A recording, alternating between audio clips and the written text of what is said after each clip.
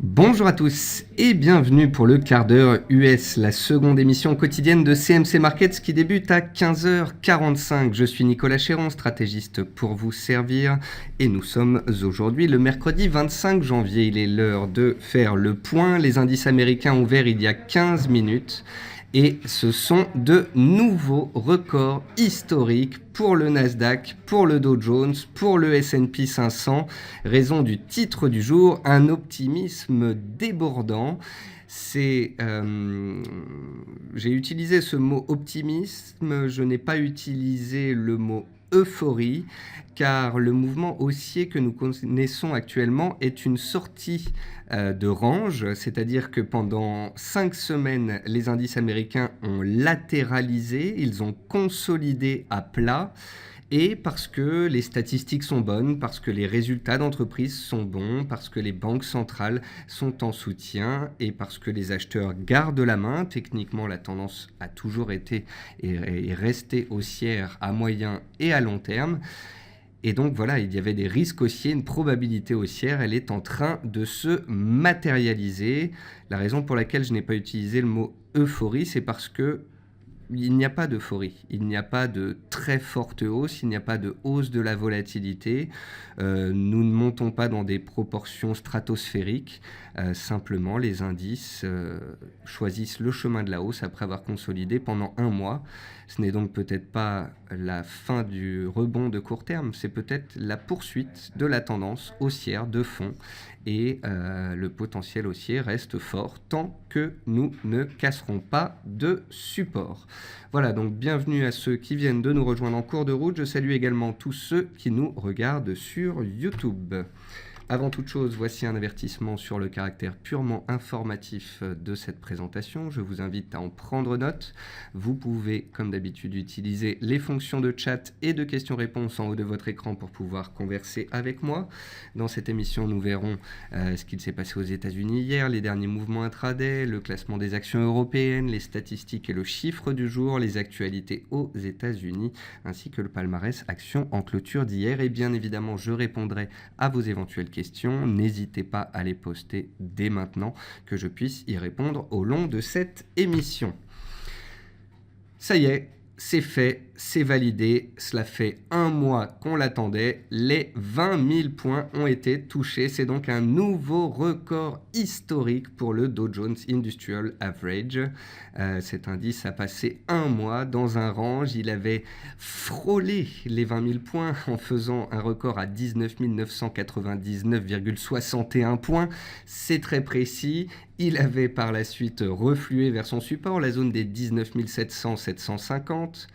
À ce moment-là, tout le monde espérait une cassure baissière, un repli majeur pour pouvoir entrer sur les marchés, mais les acheteurs n'ont pas lâché la main. Les supports ont tenu.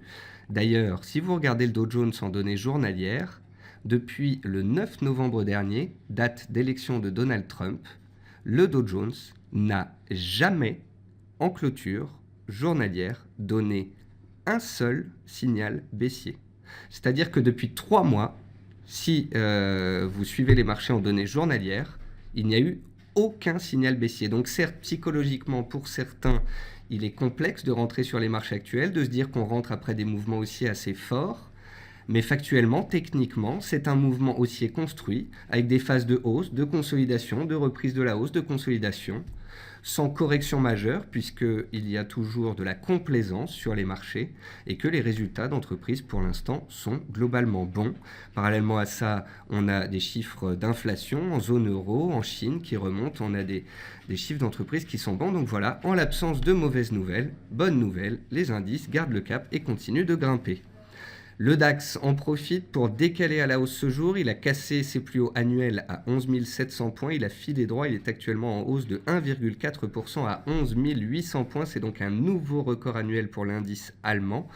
Nous approchons d'une zone de résistance qui date de 2015 à 11 830 points. Si cette résistance venait à être dépassée, le seuil psychologique des 12 000 points pourrait être potentiellement revu. Bien évidemment, à contrario, si une cassure de support interviendrait, eh bien la hausse pourrait faire une pause. Mais comme je viens de vous l'expliquer, des cassures de support, pour l'instant, nous n'en avons eu aucune, et ce, jusque nouvel ordre. Le CAC 40, contrairement au DAX, ne consolidait pas à plat depuis 15 jours. Il a consolidé à la baisse progressivement, passant de 4 930 à 4 800 points.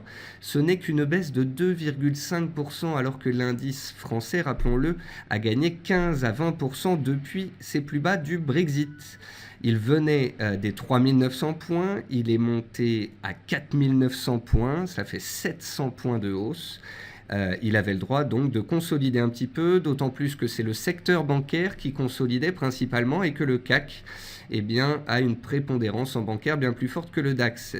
Le CAC a consolidé dans un petit canal baissier pendant 15 jours. C'est ce qu'on appelle un drapeau baissier. Un drapeau baissier, c'est un canal baissier à faible pente de consolidation dans une tendance de fond haussière dont la probabilité de sortie par le haut est bien supérieure à la sortie par le bas.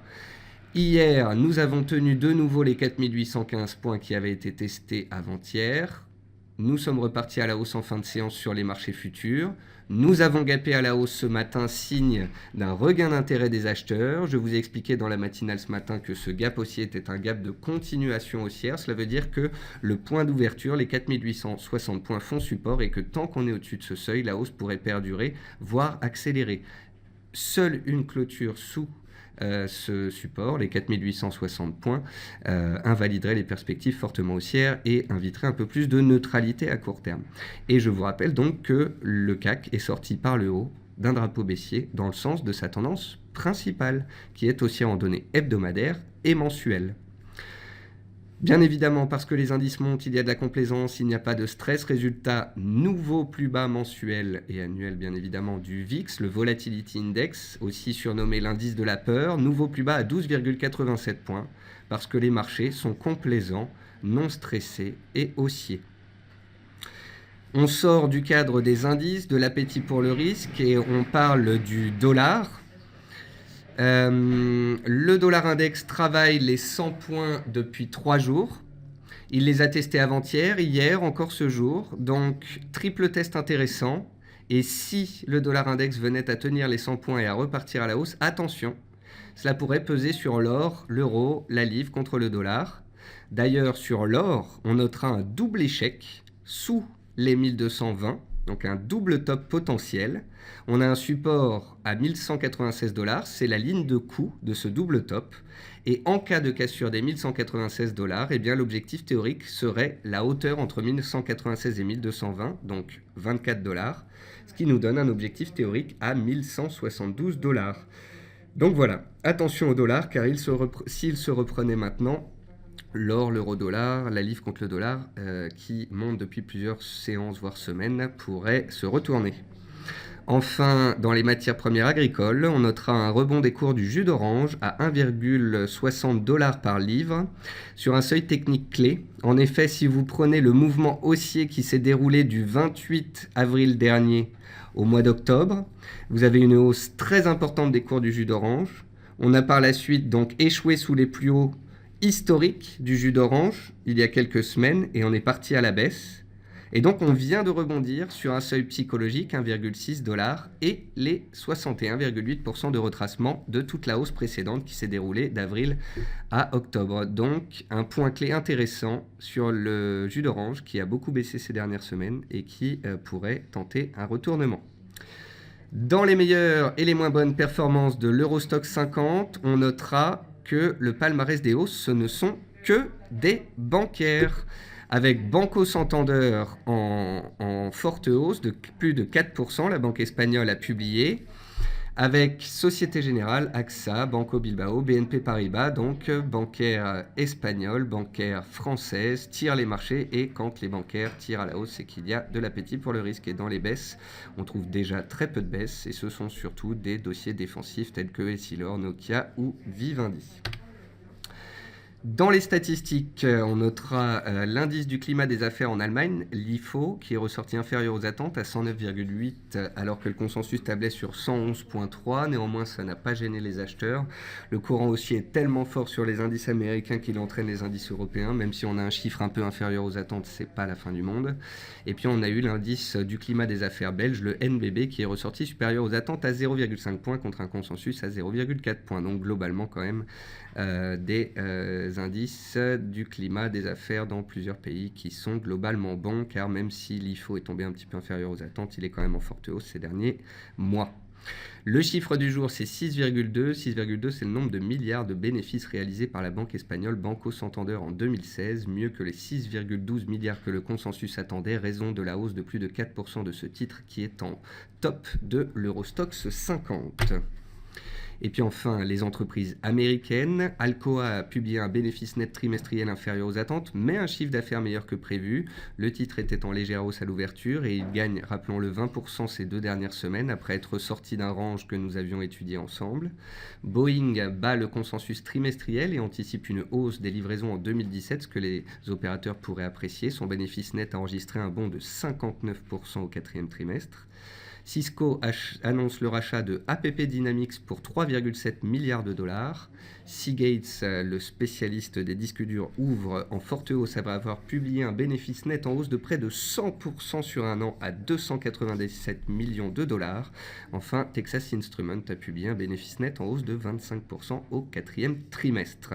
Dans les meilleures et les moins bonnes performances du S&P 500 hier, dans les hausses on retrouve Freeport, spécialiste dans les matières premières, notamment le cuivre, et on a vu le cuivre se rapprocher de ses plus hauts des dernières semaines, des derniers mois. Le cuivre gagne 20% sur les 3 derniers mois, et donc soutient ce titre. Et puis, deuxième plus forte hausse, Quanta Service, un spécialiste des infrastructures et notamment des pipelines, qui profite du fait que Donald Trump est en train de relancer 2 projets de pipeline aux États-Unis.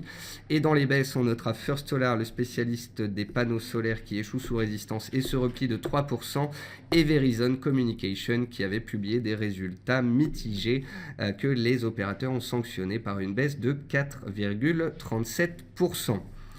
Voilà, donc vous l'aurez compris, les indices ont toujours été haussiers et le reste, mais ils étaient haussiers à moyen terme et long terme. Là, ils relancent leur hausse de court terme, naturellement, dans le sens de la tendance. Les probabilités allaient dans ce sens, même si on a l'impression que les marchés vont vite. Ce n'est pas le cas. Je vous rappelle que les indices américains ont passé un mois dans des ranges de 1,5%, fait extrêmement rare. Nous avions donc une latéralisation des cours, une consolidation à l'intérieur d'une tendance haussière de fond, auquel cas les probabilités haussières sont plus fortes. Donc voilà, l'appétit pour le risque perdure, les chiffres économiques sont bons, les résultats des entreprises américaines sont globalement bons et pour l'instant, la tendance reste haussière. On assiste donc à des continuations de tendance sur des secteurs particulièrement recherchés, notamment l'énergie, l'automobile et les bancaires. Et puis par contre sur les dossiers défensifs, l'immobilier, les télécoms, eh bien on a eu notamment aujourd'hui des dégradations de notation, et puis en général ce sont des titres qui ont moins la faveur des investisseurs qui cherchent ici du rendement, de la volatilité, du bêta par rapport aux indices, et les titres des télécoms ont été particulièrement lourds ces derniers temps. Donc voilà, gardez en tête qu'il y a de l'appétit pour le risque sur les marchés, que les indices sont haussiers, que le dollar est sur un seuil clé qui travaille depuis 3 jours, les 100 points sur le dollar index, seuil symbolique psychologique datant du 5, 6 et 8 décembre dernier. C'est un support majeur. Alors que le dollar consolide depuis 2 semaines et a permis à l'euro, à la livre et à l'or de se reprendre, ce dernier pourrait retrouver la faveur des investisseurs si tel était le cas sur ce seuil. Attention donc à d'éventuels retournements à confirmer bien évidemment sur l'euro, la livre et notamment l'or. Autant l'euro et la livre ont montré une certaine résilience, autant c'est surtout l'or ici qui pourrait pâtir de la hausse du dollar, de la hausse des taux US et de la hausse des indices, étant plutôt une valeur refuge par définition. Et puisqu'on repasse sous les 1200 $ et qu'on met en danger le seuil des 1196 $, on surveillera donc la validation d'un éventuel double top dont je vous parlais tout à l'heure en première partie.